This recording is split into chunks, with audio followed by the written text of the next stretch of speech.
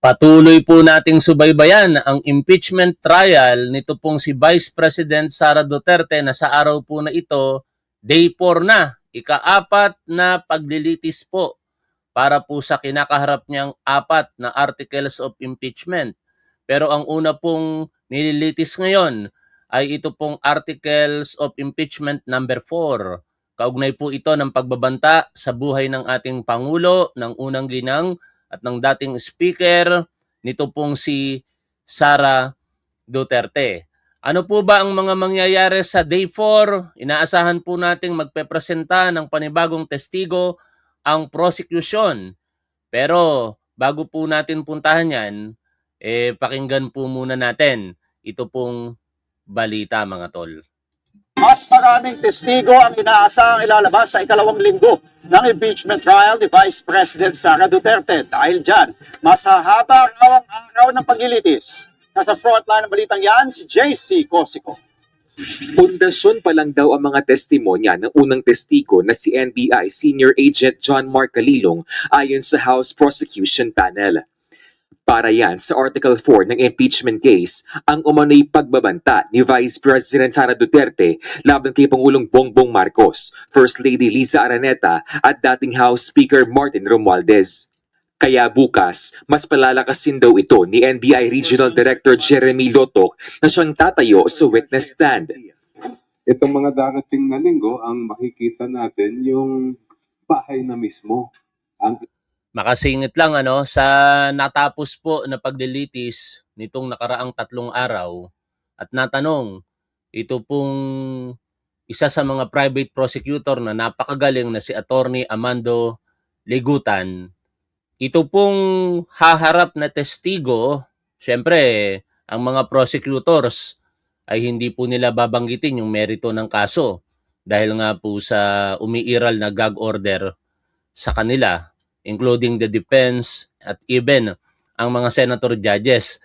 Pero tayo po sa Court of Public Opinion, wala pong problema. Total, sa private prosecutor naman, nung tinanong sa naging paglilitis po na yon ang galing, na ito na po yata yung testigo na magsasabi kung meron po ba talagang katotohanan yung identidad, no? Kasi sinasabing wala naman daw kinontrata na assassin. Pero ayon po sa ipepresentang testigo at ayon na rin po sa NBI, meron. Kaya titingnan po natin yan mamaya kung talaga nga namang ito pong testigo ay sasabihin kung meron po bang persona, no? Or talagang pagkakakilanlan yung assassin na sinasabi pong kinontrata di umano nito pong si Vice President Sara Duterte. Patuloy po natin pakinggan ang balita. Itatayo. Idedetalye raw kasi ni Lotok ang resulta ng investigasyon sa nasabing video ng pagbabanta umano ng bise. Kung usapin naman daw ng authenticity o kredibilidad ng video para kay House Prosecutor Laila de Lima, wala nang dapat pagdebatehan. Dahil ang mismong defense team ng bise ginamit ito sa impeachment court.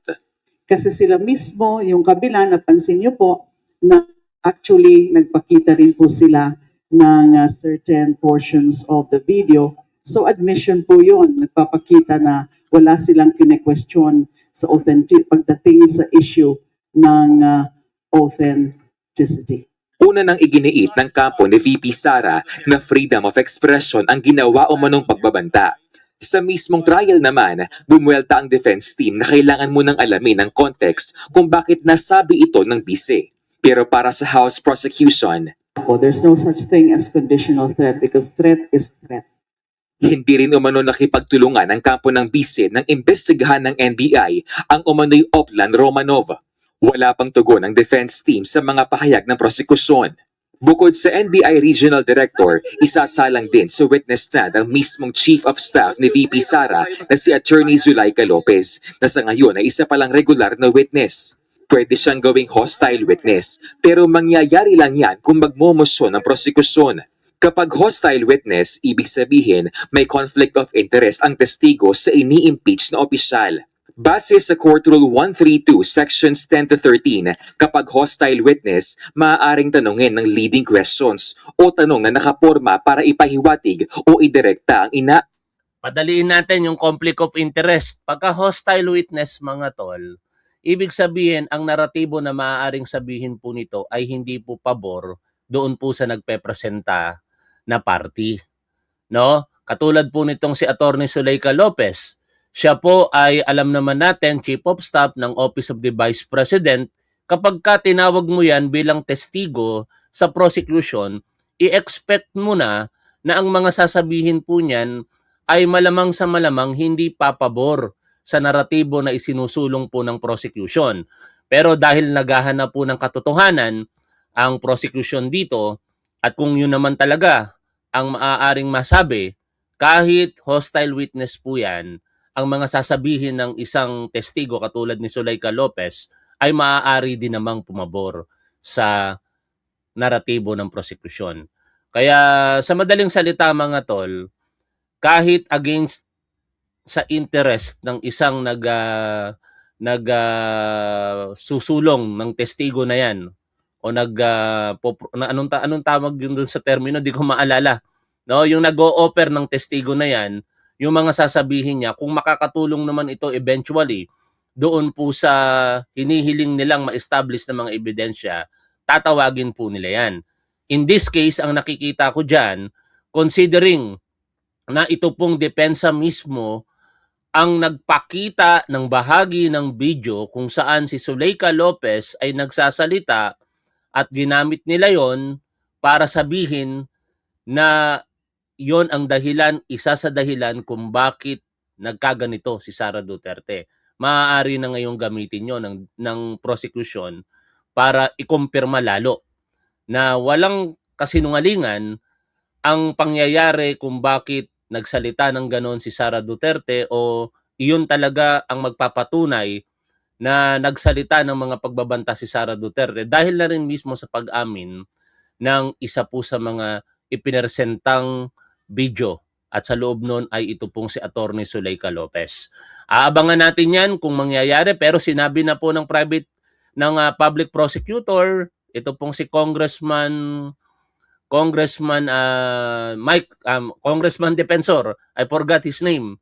Kapilido kasi ni Mike Defensor, yung isa po sa mga public prosecutor na tomorrow